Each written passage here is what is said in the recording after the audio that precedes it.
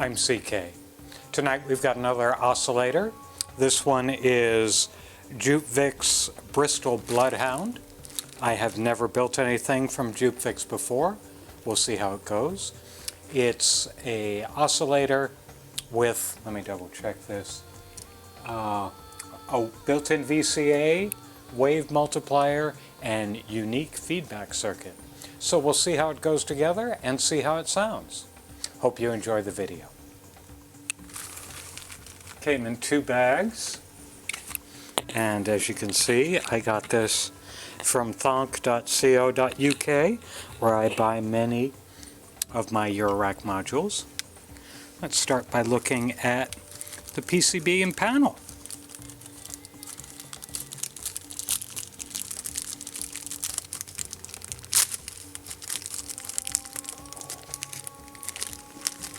Take the panel out first. Kind of hard to read, the silver on red, but that's okay.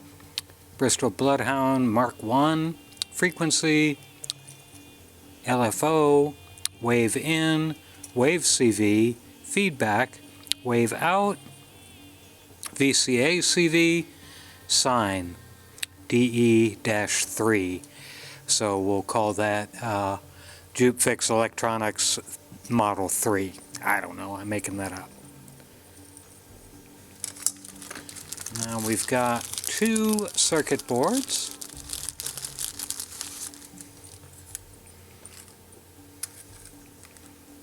Okay. Version 1, September 2021. I'm recording this in August 2022. Typical thing, jacks, pots, a trimmer, jack, jack, jack, jack. So jack for all these, of course, and frequency is that pot. Another pot here that actually is not labeled. Don't know what that is. Another pot, which is the wave CV. There's a little line here that connects the wave CV jack to this pot. Don't know what that means. Feedback, same thing. And then this is a little LED right there. Many of the parts have their values listed. The resistors do. The diodes don't, but if he only has one style of diode, like a 4148, then it wouldn't matter. And this one, I want to make sure I'm in the right spot. Yeah, this one unmarked looks like it says W period multi-setup. It's 100K. I don't know. We'll see what that is. Let me look at the board quality itself. All the holes are through-hole plated, which is good. There's some art on the back. Let's look at the other board. More art on the back. And it looks like we may be putting, looks almost like we may be putting, I think we're putting 1, 2, 3, 4, 5, 6, 7, 8, 9, 10 surface mount capacitors on the back, which is fun. And this one's got all the logic, not all the logic, I'm sorry. It's got TL074, 2 op amps, 3 op amps, 4 op amps, that's a 7.2, and this is, I'm not sure what this is, I can't see what it is. It's not marked the same way the other ones are. We'll get to it. Power connector, of course, some electrolytic caps, a whole bunch of diodes. That must be part of the feedback circuit. Okay, so that's the board. Interesting to throw. I have to look at this other, the first one, and see if there's any surface. Yeah, there's one, just one surface mount capacitor on the back of this one.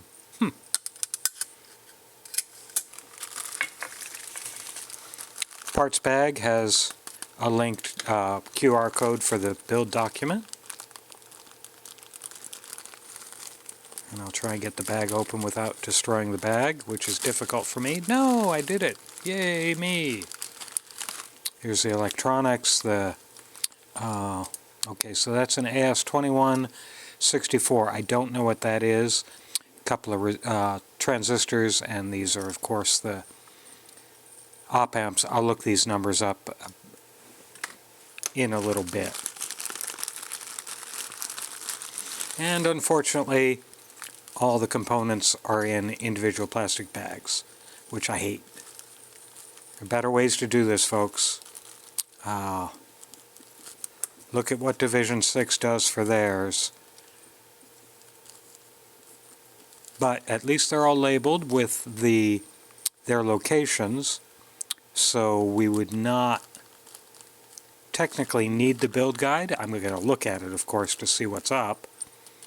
And to see if there's calibration and so on. There's enough trimmers and screw pots in here that I think we're going to be doing a good bit of, there's another one, a good bit of calibration.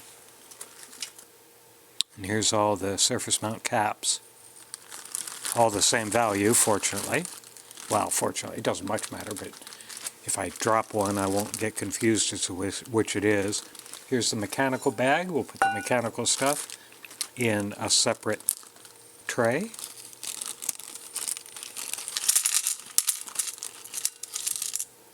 Power cable, of course. Put that aside for now. Screws and spacers. Spacers will be holding the two boards together. Jacks, and while I'm looking through here, I'll take all the panel nuts off the jack so I don't have to do it later. Probably a tuning knob and another knob. This knob is real good. Look at that. Nice brass insert. Nice brass set screw. That'll last forever. That's good. And they use the precision sockets with the round holes. I don't particularly care for those. That's personal preference completely. I like the rectangular ones. I find them easier to put chips in and out of.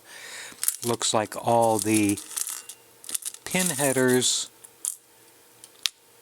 I was going to say all the pin headers are pre-cut to the right size. However, it looks like the female pin headers are cut to the right size. The male pin headers you're going to have to cut yourself. Let me double check to make sure I've got enough.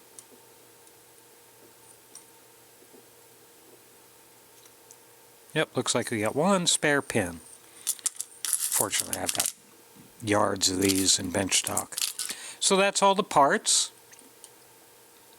Looks like straightforward through hole with the 10 or so capacitors, surface mount on the back, which is pretty straightforward. I'll show you when we get to that. So I'll get the soldering iron heated up, bring up the build guide, and we'll start putting this thing together. Here's the build guide. And as you can see, this is, by the way, this is a Bristol Bloodhound missile. You can look that up. That's what he's named this after. And his overall description: module came out of a personal need to combine punishing noise modules, but make it being able to both track 1 volt per octave as well as do more traditional music duties, besides just ripping things up. I think that the Bristol Bloodhound in the right hands is capable of both. And he goes on a little bit further about how he designed this. Build guide's got a bunch of pictures.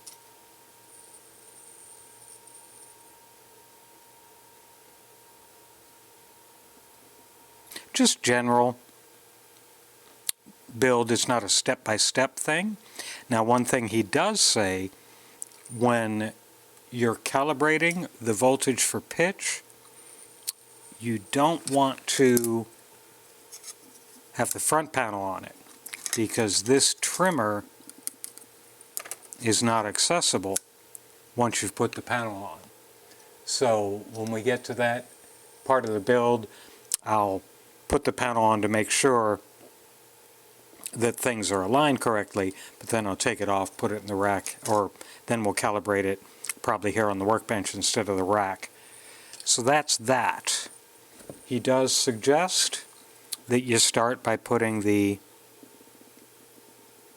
surface mount components on the boards on the back first, and I'll go ahead and do that. And I think, let me see, I think there are two here actually, not just one. Yeah, two on the jack board. So this is the jack board, and there's one surface mount component here and one surface mount component here. This one's hard to tell, and it's not actually numbered or labeled where this one is, but that's not a big deal. So for surface mount caps, I got to get my little surface mount cap tweezers. Then I'll get my thinnest solder. This is 0.025.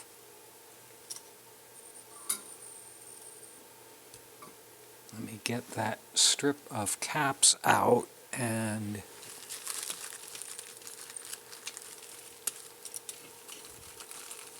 do what I do with surface mount caps. Take the strip out.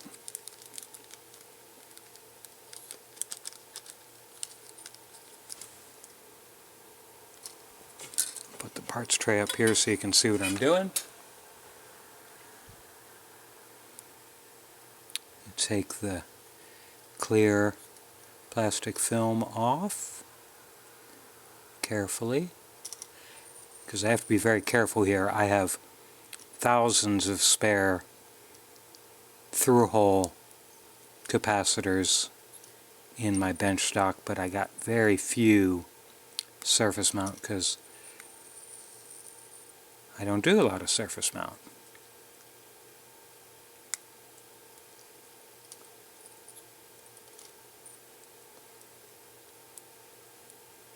Okay, the film is coming off, so I'll be very careful. Take it all off and drop all the caps in the bin.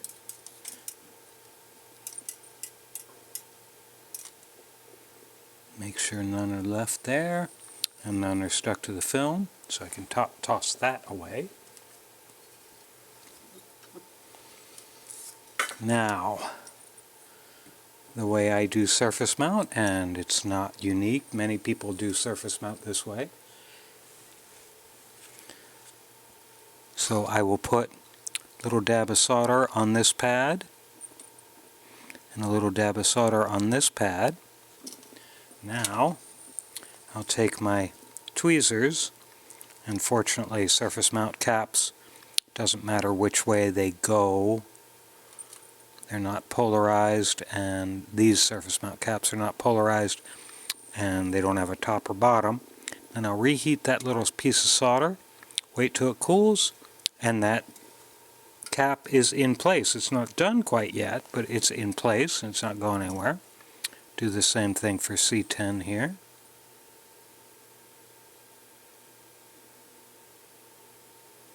Always wait for the solder to cool. Nothing more frustrating, because I've done it to myself more times than I can count, where you say, oh, it's on, and you move your tweezers, it's not cooled yet, and it jumps out of the way, and then you're really annoyed.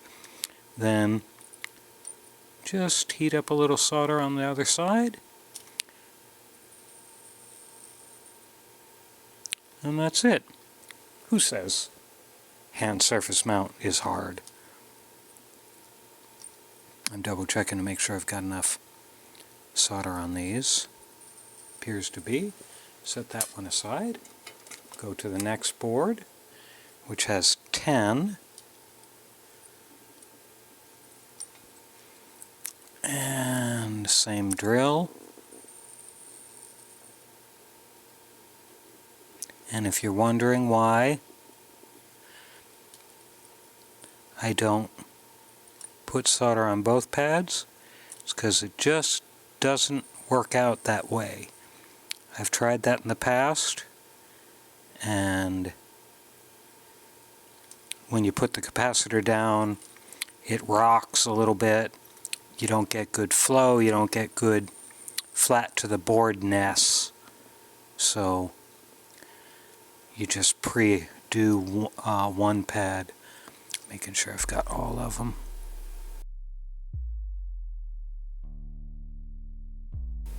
It's also funny, in the build guide he says, the surface mount components are not optional. Just because they're on the back of the board doesn't mean they're optional.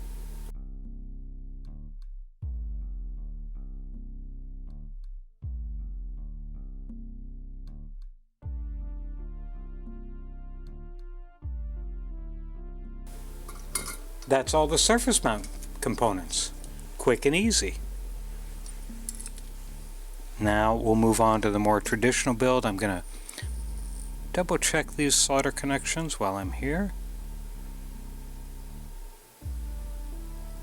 Oops, and I inadvertently filled one of the holes on this socket position. Little extra solder was on my soldering iron, so we'll heat that up.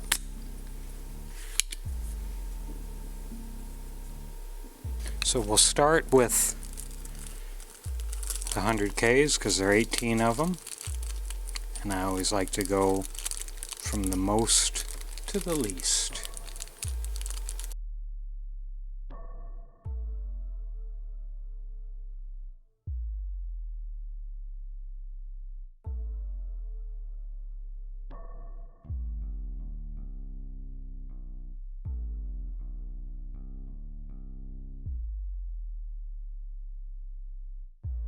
So that's all our resistors, except for the Temco resistor, which will go, where did it go? Which will go here, associated with that chip. Now I'm going to do, what does he say to do? I don't think he does.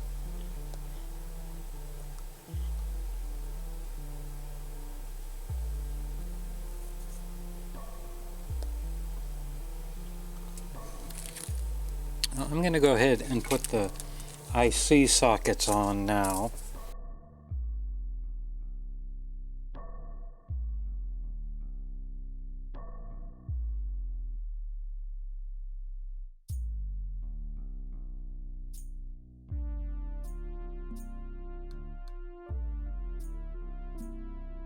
Alright, now we will do all the diodes, except for the LED.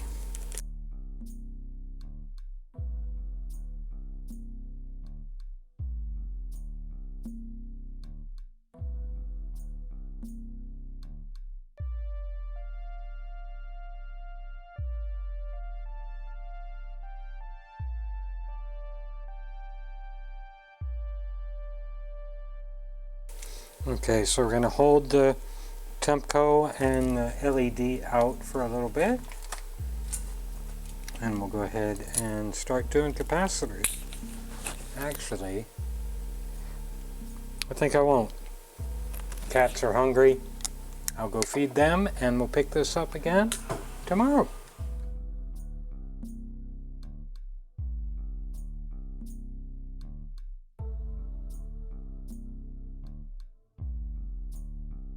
Okay, let's get some caps going.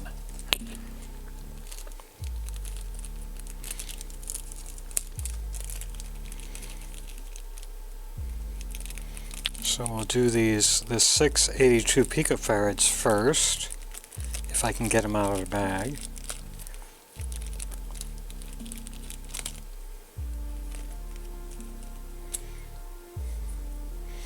And as I've said before, I don't try and fight these out of the tape. I just clip them off.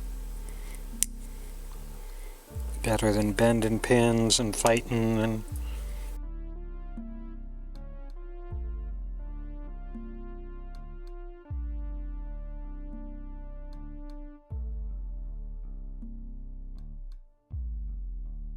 all we've got now is the trimmers.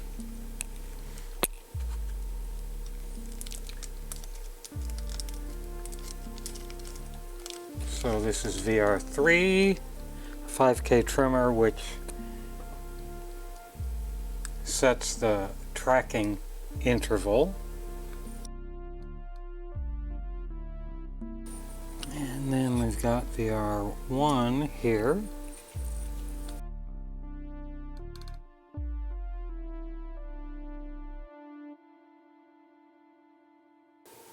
Now I will put the ICs in their sockets because I want to put the temperature compensating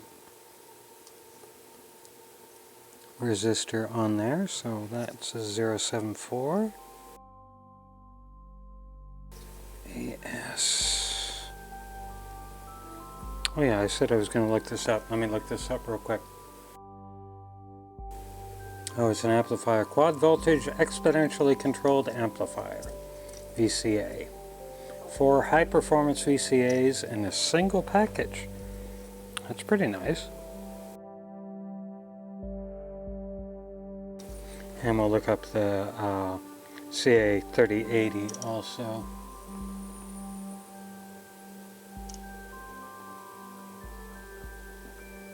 Again, I think this is a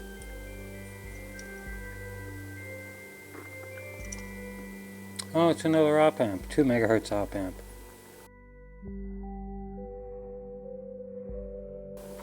Now we'll do the temperature compensated resistor. And we want it to be up.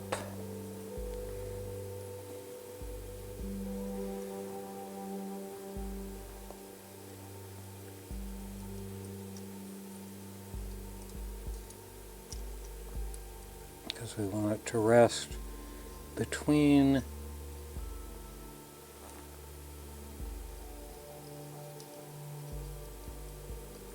come on, little fella. I want it to go right about there.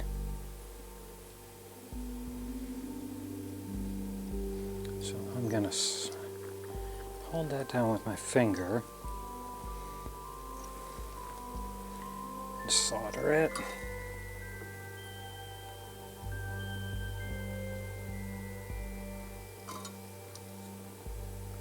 And now, nope.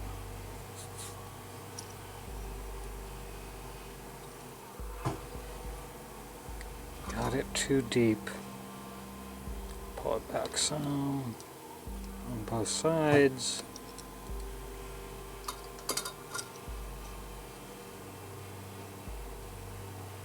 Now it'll go over here. Now one thing I am going to do, as I mentioned, I'm going to put some thermal paste under that.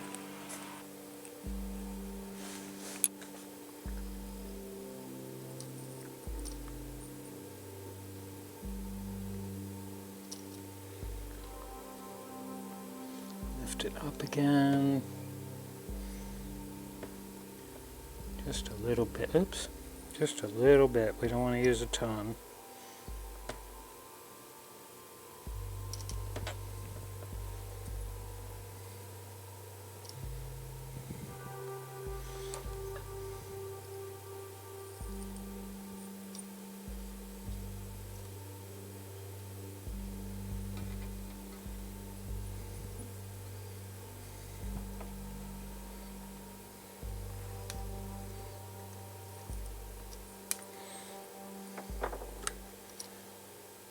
Okay, so we're done with that board for a minute until we put the pin headers that connect the two boards on it. So I don't know which way. I don't know which one he wants the male and which one he wants the females on. Okay, he wants the males on this board. I guess I'll go ahead and do that right now.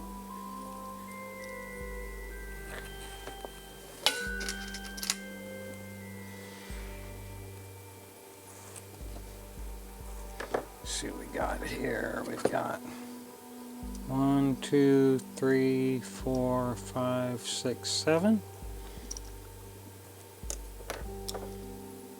1, 2, 3, 4, 5, 6, 7.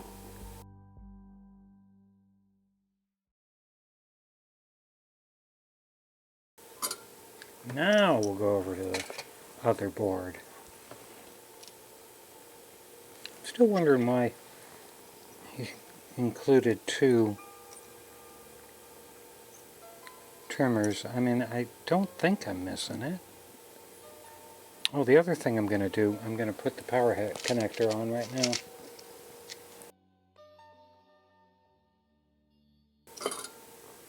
Okay, now this board, and again I'm going to look. Oh, there's VR2 sitting right there. If it had been a snake, it had bit me.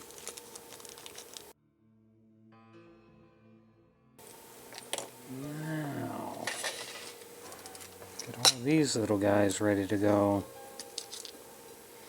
I always put pots on the board first, just because they can, because of their support legs, they can jounce the board a little bit.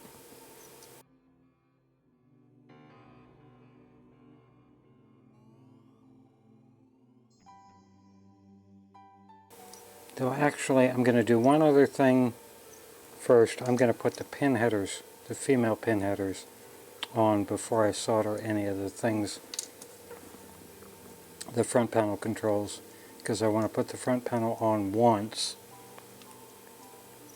Oh no, I'm not. I still have to take it off because I have to do the calibration. I'm sorry. So it doesn't much matter, does it? But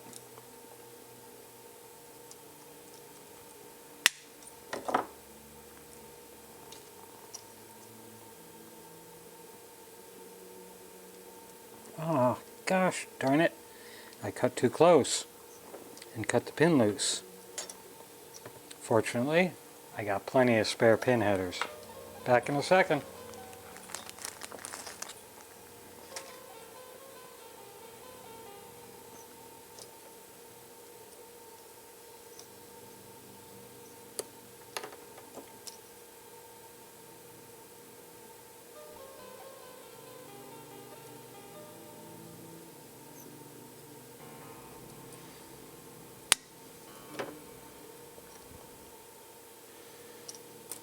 Because you always lose a pin when you're cutting female pin headers. You just got to make sure you lose the pin on the outside, not on the inside as I did.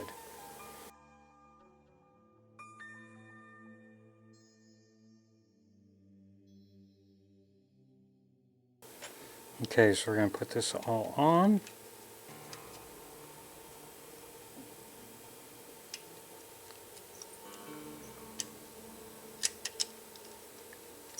Now this is what he cautions you about in the build guide. See, this switch,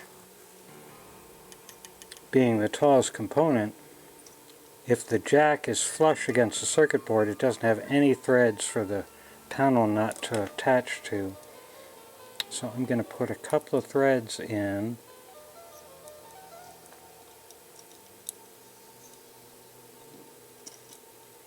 Just enough so to be secure without pulling the leads out on this side. So on this side I've still got leads coming through. So I'm going to solder this.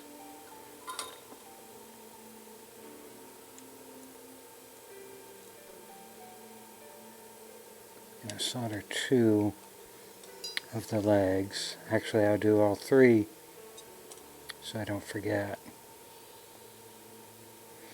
Okay, with those all soldered down, I can tighten this panel screw, or panel nut, a little bit more to give me a little security here. I'm going to do this pot next.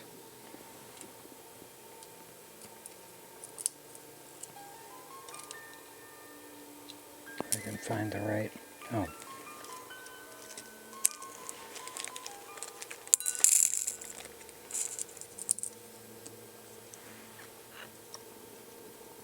I'm going to do this pot next.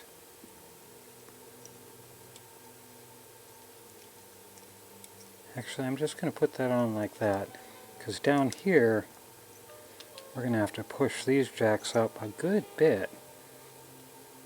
We'll figure it out. Okay, so that's parallel. That's what all I'm really concerned about, is making sure the components are parallel at this point. Now down on this end, I'll do the same thing I did on the other end, which is kind of push on the jack pins on the other side so they're almost flush. I'm actually going to end up with a little bit of tension on this, and that's okay.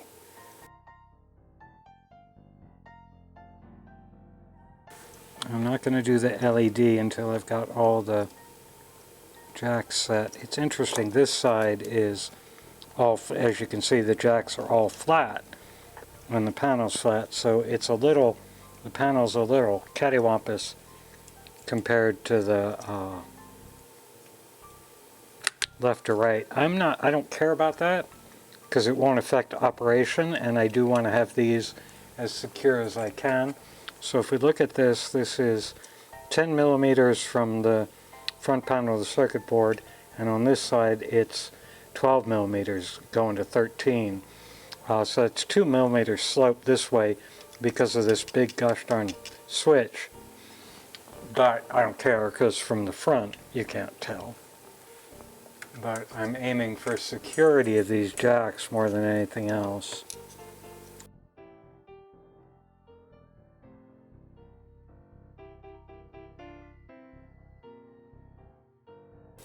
Take the panel off again.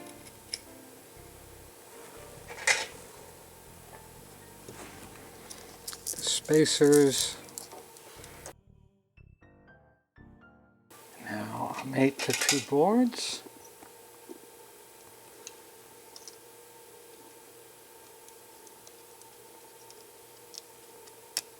Pin header is all good.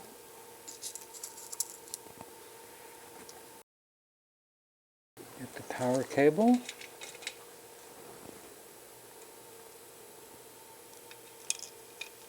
Make sure we put the red stripe where it says red stripe to get the negative and the positive voltages in the right place.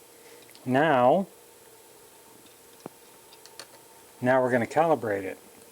And since we have to use these two trimmers to calibrate it,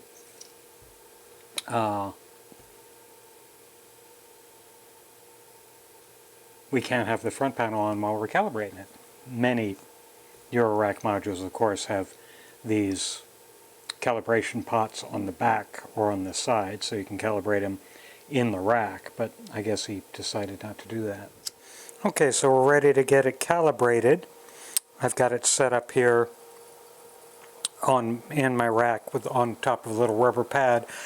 I'm going to go, I have the frequency knob turned all the way counterclockwise, and I'm going to start at C1.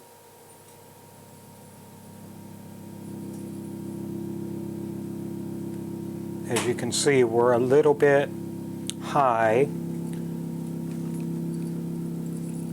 So let me go to the initial set trimmer.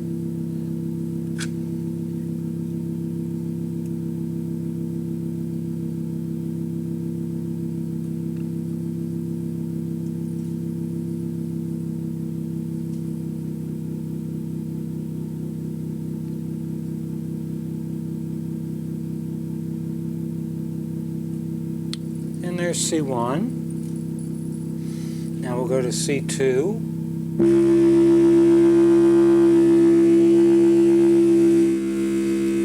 And that's a little sharp, which means we're not quite, our span is a little off. Let me shorten that down a little bit. It's not going in there. I gotta get my other screwdriver. I always have to do this. So setting ranging, let me double check this.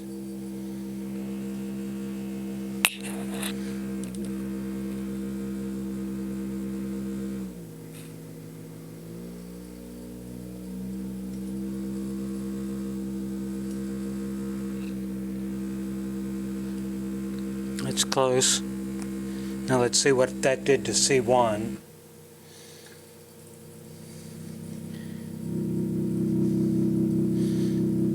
Took C1 down a little bit, so I'll trim that up a little bit again.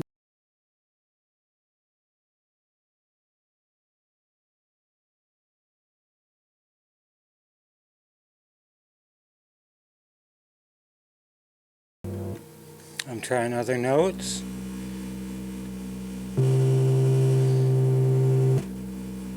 Oh, it's looking good. Okay. So she's pretty well calibrated. I'm going to turn this off and put the front panel on and then mount it fully, and we'll give it a much better test. Let's see what this thing sounds like. We're going to start with the wave side, and then we bring the volume up.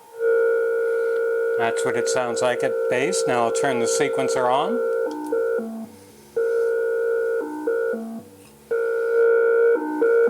Nice soft wave.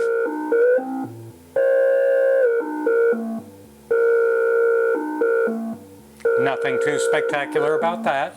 What you'd expect. Let's do, and then I could do VCA CV, but I didn't want to do that today. Well, actually, let me go ahead and try that.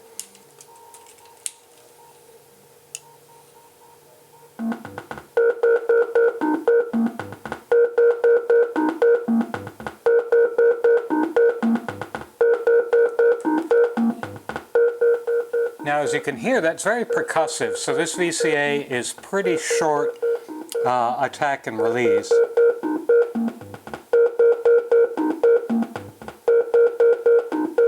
So we'll take that back down. Now we'll explore the wave side a little bit. Let me turn these all fully counterclockwise, switch over to wave out, and now we'll see what we're getting. Same basic sound.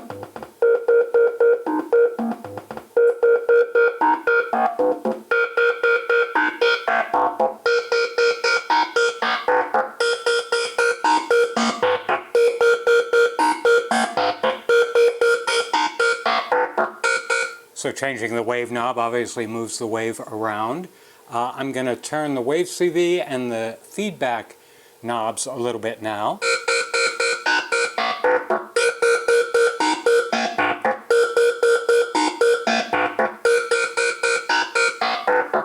You can hear it's a little thin, fully clockwise, a little thicker when it's, counterclockwise, and thicker when it's fully clockwise.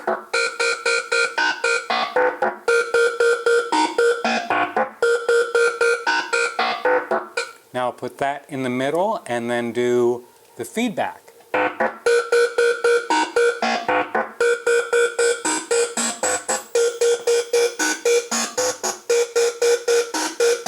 You can hear it getting a little grittier. Now I'm going to put the this LFO into wave CV.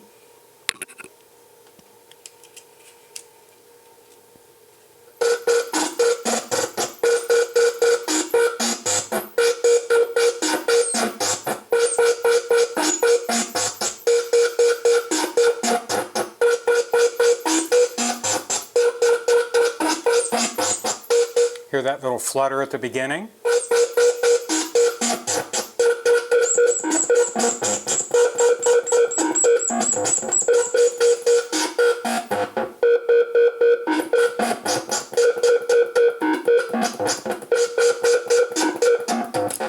Now let me try that on the feedback side.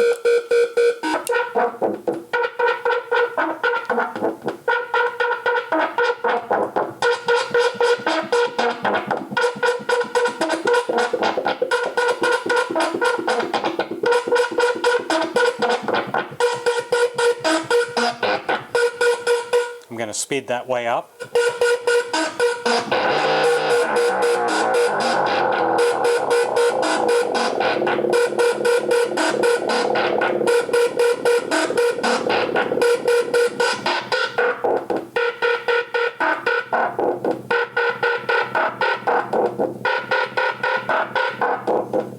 So that's pretty interesting. I'm going to plug this even VCO from Bifaco into the wave input so it's not using the built-in sine wave. Let's see how that sounds.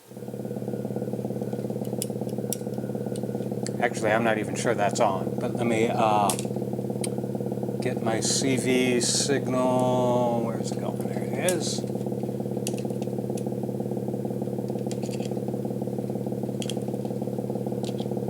Oh, that's because I'm going to...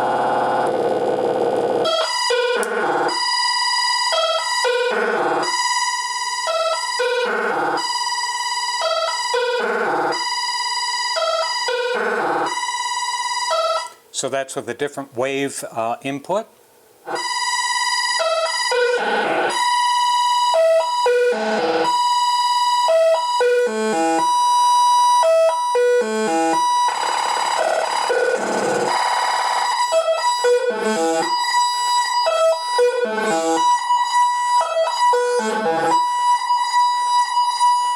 So that's it.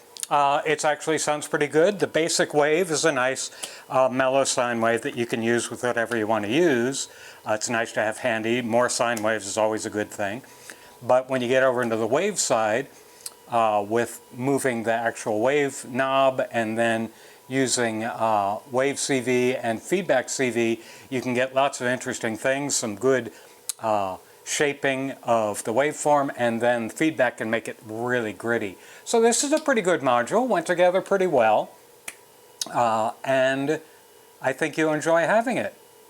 And I hope you enjoyed this video.